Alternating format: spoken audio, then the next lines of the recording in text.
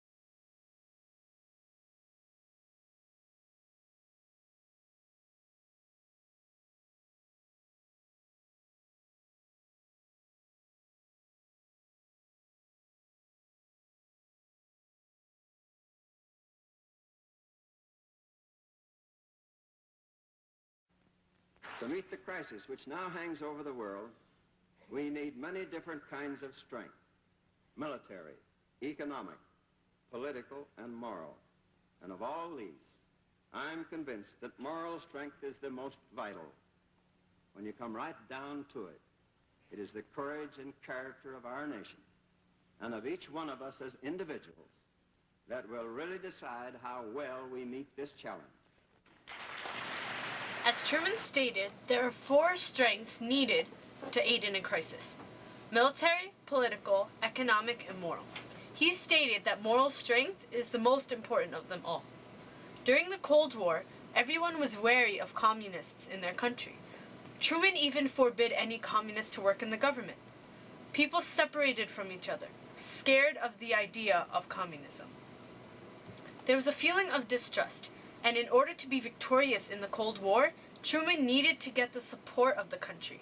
He needed to get the spirits of the nation lifted, no matter how bad the situation in the Cold War was.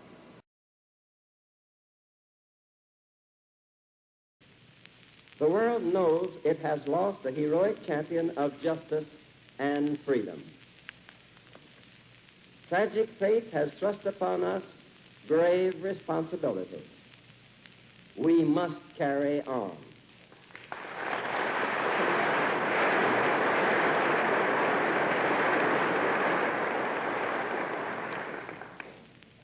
Our departed leader never looked backward. He looked forward and moved forward. That is what he would want us to do. That is what America will do. Truman, in his first speech to Congress, states that the nation must move forward. A few days before, Franklin Delano Roosevelt's death shocked the nation, leaving Americans unsure of the future in the hands of Truman. Many called him one of the accidental presidents and were scared of what he would do in office. This thought was justified since he had only been in office for 3 months and was in the dark regarding current affairs and conflicts abroad and domestic. However, he reassures them that he will carry the nation forward and expand on FDR's legacy.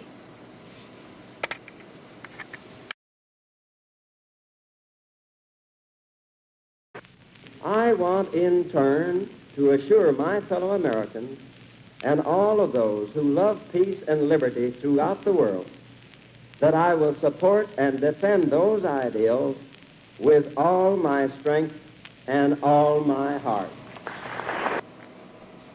In this speech, Truman assures that he will keep the nation united as much as possible as his powers allow him to do so, as long as the Americans did their part to not separate. He also promised to do all he can to support the ideals to keep America safe from harm during the Cold War. This promise is similar to the one he made to the NAACP 38th Conference at the Lincoln Memorial, when he told the organization he would do everything in his power to pass civil rights legislation. Although Truman did not achieve everything he wanted to, he did pass several important pieces of civil rights. Before World War II, Franklin D. Roosevelt created the New Deal, which provided the 3 R's: relief, recovery, and reform. He used a series of different welfare programs, those shown to you right now, in order to help the nation recover from something known as the Great Depression. After World War II, Truman implemented these principles in his program known as the Fair Deal. The Housing Act provided some clearance and built new and improved houses. Yay. The Social Security Act was extended to cover as much as 10 million people. Additionally, these things such as wage benefits were increased, retirement tests were improved. The Fair Labor Standards Act increased minimum wage from 25 cents to 40 cents an hour. The Fair Employment Practices Act outlawed discrimination in hiring based on race, color, national origin, and religion. However, the plans had mixed feelings and success. Congress rejected his proposal for national health insurance, and many of his ideas were seen as communist. The Republicans strongly opposed it, and he received a varied response from Democrats. However, the Fair Deal did provide economic success due to the improvements of living and construction of new houses. Poverty immensely decreased. Additionally, he did succeed in providing health care for about 10 million Americans. Yay. Although only 3 of the Fair Deal 21-point program passed on September 6th, 1945. Point 1 was to unemployment benefits, where point 2 were increases in minimum wage. Point 3 were price controls. Point 4 was no more wartime agencies or controls. Point 5 were full employment. Point 6 was the Fair Employment Practices Committee was permanent. Point 7 was to sound industrial relations. Point 8 was to provide jobs for soldiers. Point 9 was an increased aid for farmers. Point 10 was no restrictions on eligibility to volunteer for enlistment. Point 11 was to enactment the board legislation. Point 12 was establishing one federal research agency. Point 13 was revision of the taxation system. Point 14, point 15 was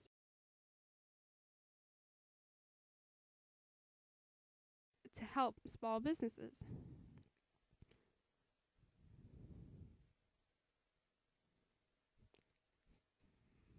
Point 16 was federal aid to war veterans. Point 17 were major expansions of public works, conservation, and building up natural resources. Yay, trees. Number 18 was post-war reconstruction and the obligations of the Lend-Lease Act. Number 19 was decent pay scale for all federal government employees.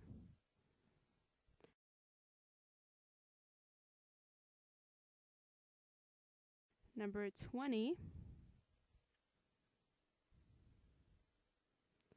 was promotion sale of ships in order to dispose of the surplus of tonnage.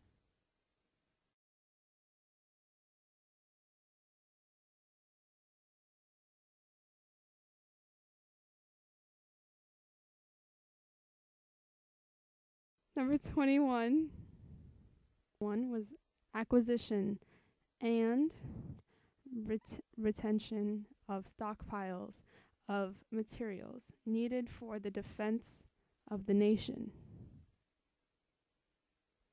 Bam.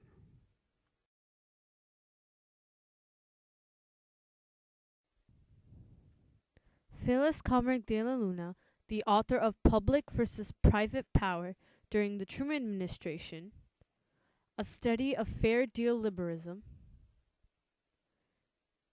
criticizes Truman by stating his policies were doomed from the start, due to him being more focused on foreign rather than domestic policies.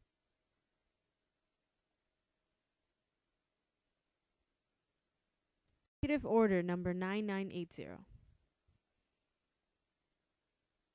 On July 26, 1948, Truman issued Executive Order Number 9980, which ordered fair employment within the federal government and allowed steps to enable the U.S. to carry this out. Employment would be based solely on qualifications, not race, color, religion, or national origin.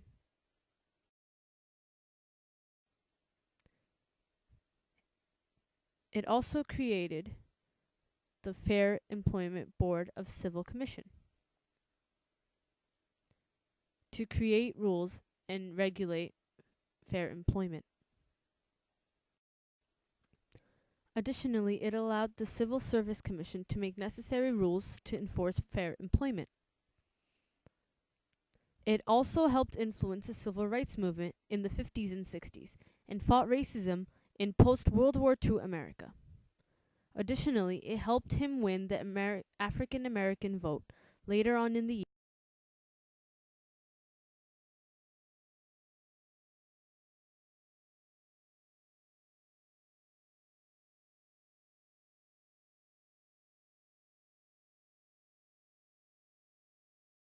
Quote, yeah.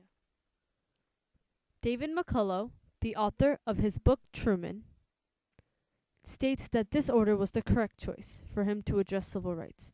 Although it was deemed as political suicide, McCullough explains how Truman favored fairness and equality. He had achieved less in civil rights than he had hoped, but he had ordered the desegregation of the federal civil service, done more than any president since Lincoln to awaken American conscience.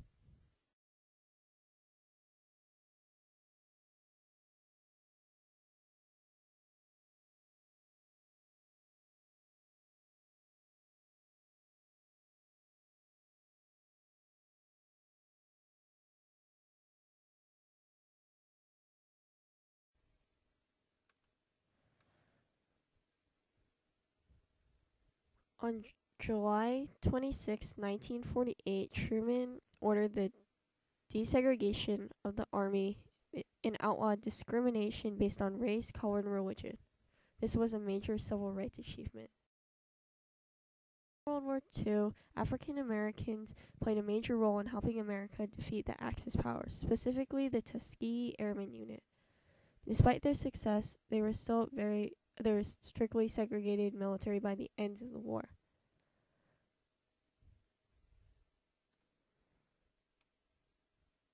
Additionally, he wanted the African American vote for the election. And America fought racism in Europe, but it had it so deeply rooted at home. By the Korean War in the 1950s, most of the military was racially integrated. Yay.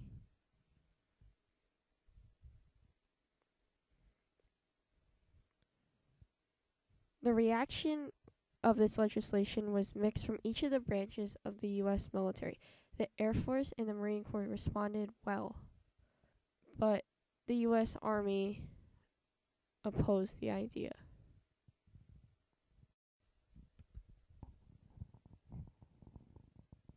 The acts became one of the most important civil rights legislation at the time, and it sparked civil rights movement in the 1950s and 60s, including Martin Luther King Jr.'s I Have a Dream speech. It was the climax of the civil rights movement for 150 years. Alonzo Hamby describes Truman's action of swallowing old prejudice as one of his greatest achievements. Hamby felt that it was extremely surprising that Truman had passed such an act since he had grown up in a violently prejudiced Southern family.